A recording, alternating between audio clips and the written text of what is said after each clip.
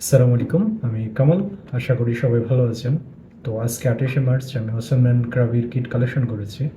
তো এই কিট ব্যাগে কী ছিল চলেন একটু দেখাই। ফার্স্ট অফ অল এই একটা জার্সি ছিল, দিস ওয়ান ওসমান ক্রাবি। আ এই হচ্ছে ওসমান ক্রাবির ইভেন্টের জার্সি। তো এই জার্সির বাইরে কিছুই ছিল না। ও হ্যাঁ, একটা অবশ্য জিনিস ছিল, সেটা আমি নিয়ে আসতেছি, ওয়েট করেন, আমি ভুলে গেছি। আগে ২ টা কুপন ছিল অ্যাকচুয়ালি। এই হলো একটা, এটা হচ্ছে ওসমান ক্রাবির পক্ষ থেকে ডিনার কুপন, যেটা ইভেন্টের আগের দিন রাতে মানে ২৯শে মার্চ রাতে আমরা হচ্ছে ডিনার করতে পারবো। And another one coupon, this one is branch coupon. Actually branch মানে হচ্ছে ব্রেকফাস্ট আর লাঞ্চের মানে মাঝামাঝি একটা খাবার।